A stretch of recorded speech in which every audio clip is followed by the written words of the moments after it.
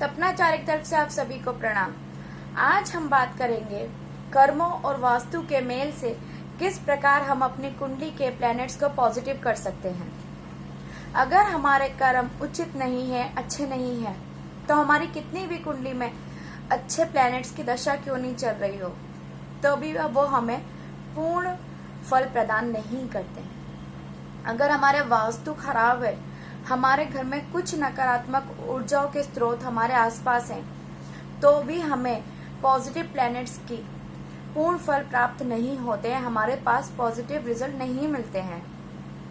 चाहे हम कितनी भी अच्छी रेमेडी कर लें, चाहे हम कुछ भी कर लें, चाहे हमारी कुंडली की दशा कितनी अच्छी चल रही हो, तब भी हमें पूर्ण फल प्रदान नहीं होते हैं। तो अब मैं आपको बताऊंगी कि वास्तु के अनुसार हमारे आसपास क्या नकारात्मक ऊर्जाओं के स्रोत नहीं होने चाहिए। पहला, सूखे हुए पेड़ पौधे हमें घर में नहीं रखने चाहिए। बांस के डंडे या बांस के पौधे हमें घर में नहीं रखने चाहिए। कांटों के वृक्ष, कांटों के पौधे जिनमें कांटे लगे हो, वो हमें घर में नहीं रखने चाहिए। कैक्टस का पौधा भी हमें घर में नहीं रखना चाहिए। हाँ, गुलाब का पौधा आप रख सकते हैं, क्योंकि उसमें गुलाब होता है तो वो नेगेटिविटीज को खत्म करता है। और हमें फटे हुए कपड़े घर में नहीं रखने चाहिए। फटे हुए कपड़े या वो वस्त्र जिनका आप इस्तेमाल ही नहीं करते हैं, जो बहुत पुराने हो चुके हैं, उन्हें आपको नहीं रखना चाहिए घर में। अगर आपके घर में आपके पलंग के नीचे बॉक्स हैं, तो उनमें भी हमें कबाड़ या लोहे का सामान नहीं रखना चाहिए। उससे हमारा शुक्र खराब होता है, राहु खराब होता है, शनि खराब होता है। हमें पूर्व दिशा में, उत्तर दिशा में या ईशान कोण में स्टोर रूम नहीं बनवाने चाहिए या कबाड़ भी नहीं रखना चाहिए। हमें घर की छत पर कबाड़ नहीं रखना चाहिए।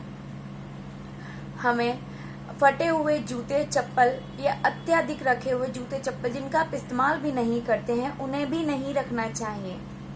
ये नकारात्मक ऊर्जाओं को आपके चारों तरफ फैलाते हैं, जिसकी वजह से आपके कामों में रुकावटें आती हैं, लक्ष्मी का आगमन घर में नहीं होता है।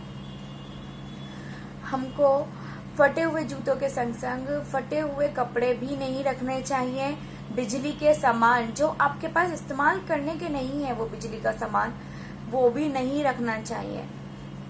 वो आपके मंगल, बुध, बृहस्पति और सूर्य को खराब करते हैं। आपको ऐसे भी चीजें नहीं रखनी चाहिए। बंद घड़ी, अगर घर में बंद घड़ी है तो कृपया करके ऐसी बंद घड़ी को नहीं रखें। उससे आपका भाग्य रुकता है, आपके भाग्य में हानि होती है, भाग्य की कमी होती है। तो बंद घड़ी भी आप घर में अपने नहीं रखें। फटे हुए पुराने चित्र, फोटोज भी अपने घर में नहीं रखने चाहिए। खराब मशीन भी घर में नहीं होनी चाहिए। तो अब मैंने आपको बताया कि क्या क्या वास्तु के ऐसे सामान या ऐसे स्रोत होते हैं जिनकी वजह से घर में नकारात्मक ऊर्जाओं के स्रोत होते हैं, नकारात्मक ऊर्जा उत्पन्न होती है।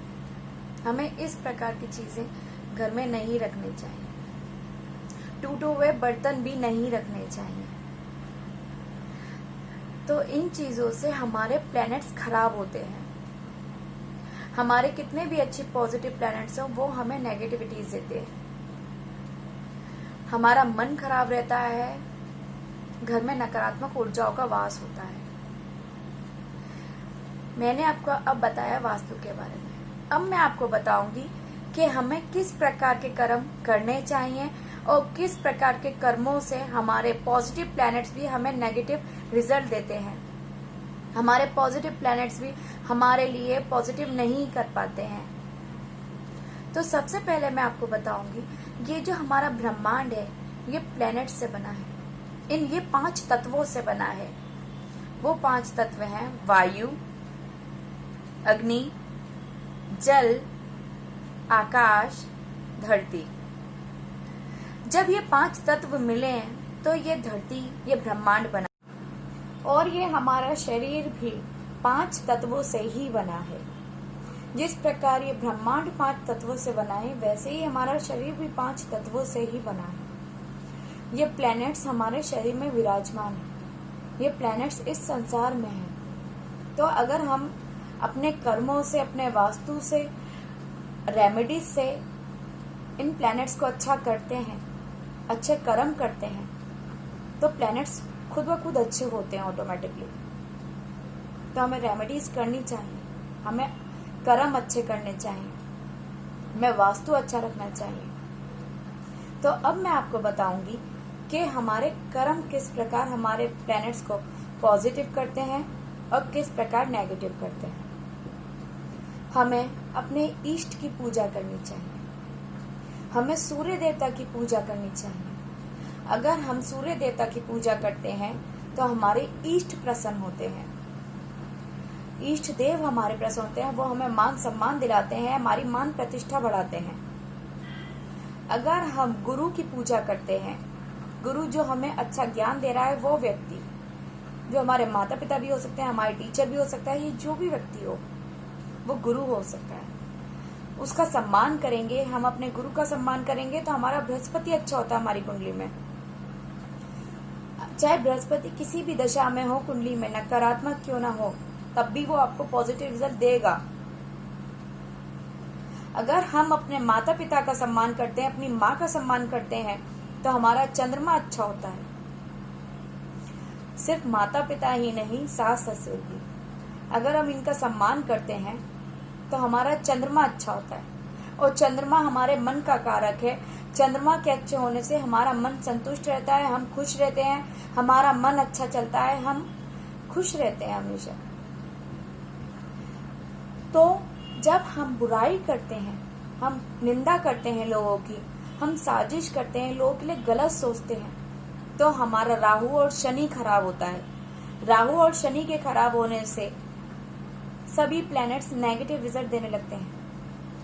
अगर आपका अच्छा समय भी चल रहा है तो भी आपके अच्छे समय में रुकावटें आती हैं, आपके बने बनाए काम बिगड़ने लगते हैं। मगर आप किसी की बुराई नहीं करते और दूसरों की निंदा होने से उनको बचाते हैं, गलत कामों से लोगों की मदद करते हैं, कि मतलब गलत कामों से मदद करते हैं, मतलब उनका गलत ना हो, इसमें आप उनकी मदद कर रहे हैं, उनकी हेल्प करते हैं कि किसी का गलत ना हो, तो आपका सूर्य और बृहस्पति अच्छा होता है और वो आपकी मदद करता है, आपके लिए अच्छा करता है, आपका मान सम्मान, आपकी प्रतिष्ठा बढ़ाता है।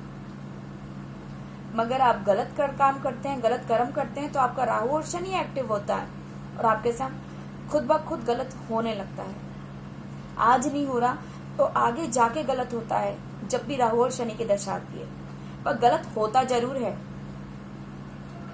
उसी प्रकार अगर आपकी कुंडली में अगर वाणी दोष है, तो वाणी दोष है, तो अगर आप लोगों से अच्छा व्यवहार कर रहे हैं, अच्छा बोलने की कोशिश कर रहे हैं, बहुत अच्छा बोल रहे हैं, कोशिश से हमारा मतलब है लोगों की, जब वाणी दोष होता है कुंडली में तो वो गलत बोलते हैं, गलत बोलते ही हैं। मगर वो अगर अपनी इस वाणी पर कंट्रोल करके अच्छा बोलने की कोशिश करते हैं, लोगों के साथ गलत व्यवहार, गलत बोल नहीं बोलते हैं, तो उनकी कुंडली का सूर्य और बुध अच्छा होता है। जो औरतों की इज्जत करते हैं, बहन बेटियों की इज्जत करते हैं, उनका शुक्र और बुध अच्छा होता है। तो औरतों की इज्जत करें, उनका सम्मान करें, बहन बेटियों की इज्जत करें, आपका कुंडली का योग अच्छा होगा, बुध अच्छा होगा, शुक्र अच्छा होगा। अपने पितरों की पूजा करें, गौ पूजा करें, गौ का सम्मान करें। शाम के समय इष्ट देवता के नाम से पंच दीपक जलाएं। अगर आप पंच दीपक प्रज्वलित करते हैं तो आपके इष्ट प्रसन्न होते हैं, आपका चंद्रमा अच्छा होता है, आपका सूर्य अच्छा होता है। पेड़ पौधे लगवाएं, अच्छे कर्म करें। अच्छे कर्म करने से अगर आपकी कुंडली में कुछ नेगेटिव भी है तो वो नेगेटिव नहीं हो पाता है, वो पॉजिटिव होता है। अगर आप गलत करेंगे तो गलत आपके संग होगा।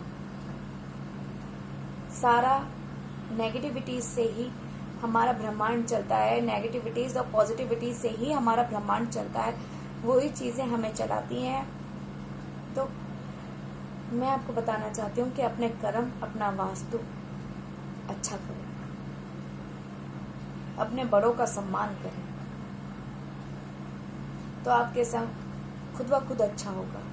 आपके प्लैनेट्स आपके लिए पॉजिटिव होंगे, आपको पॉजिटिव रिजल्ट देंगे।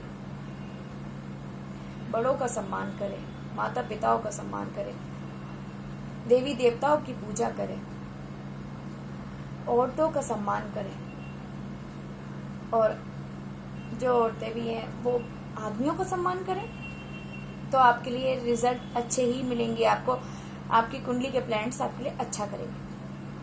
अगर आपको मेरी ये वीडियो अच्छी लगी हो तो इसे कृपया करके लाइक करें, शेयर करें और सब्सक्राइब करना ना भूलें। धन्यवाद।